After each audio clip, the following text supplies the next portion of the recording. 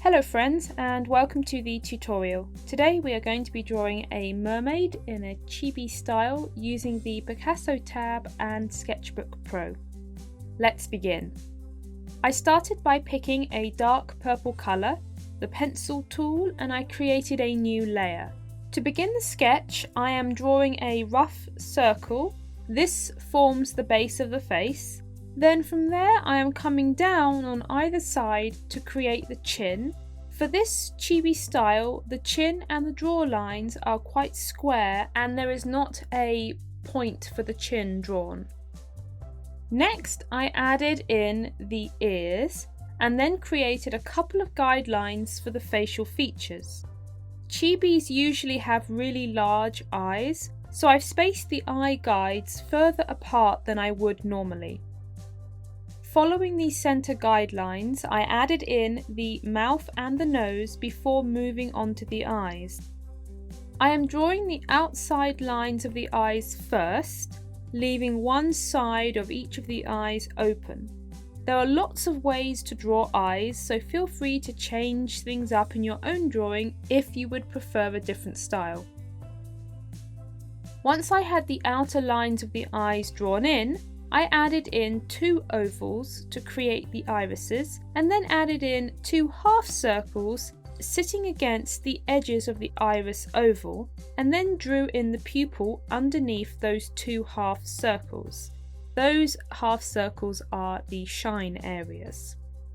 I thickened up the outer lines, especially at the pointy ends of each eye, and then I added in eyelashes, making the lines much thicker at the bottom and then flicking outwards towards the top.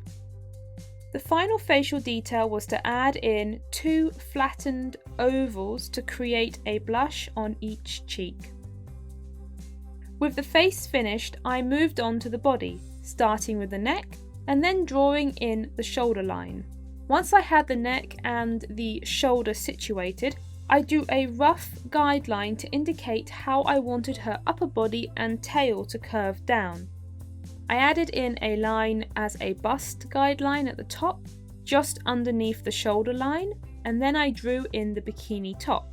From there, I added in the lines of her stomach, coming down on either side from the top, curving each line slightly outwards as I drew it down. From there, I drew in the tail on either side, following my guidelines and drawing the tail down to a point and adding in the fins. From there, I added in a line of scales where her stomach blended into the tail, and I drew in a few extra scales going down as well.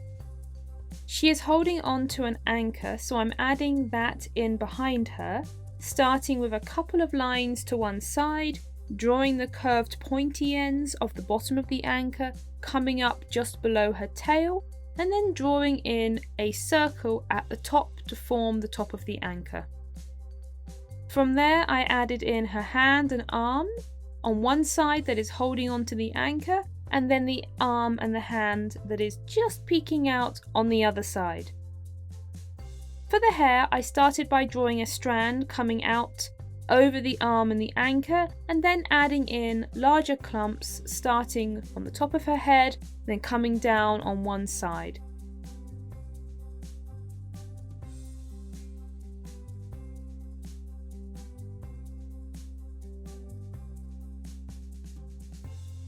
To outline, I created a new layer, picked the fountain pen and turned on the predictive stroke tool.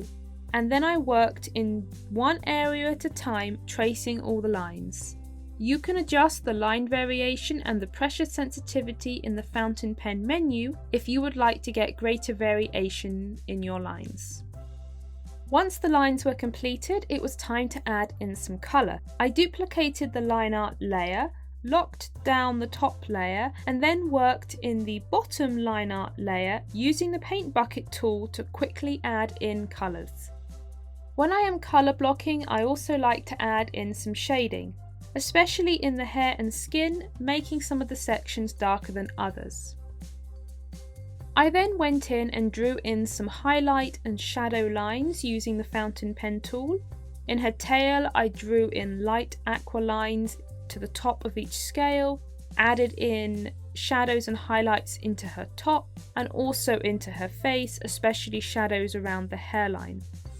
I also added in shadows and highlights into her hair as well.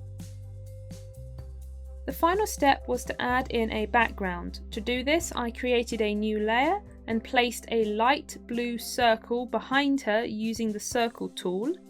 Into that circle, I then added lots of tiny circles in different shades of blue, teal and white to create a bubble look.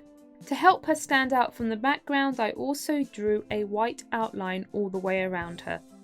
I hope you enjoyed drawing the mermaid today. Thank you for watching.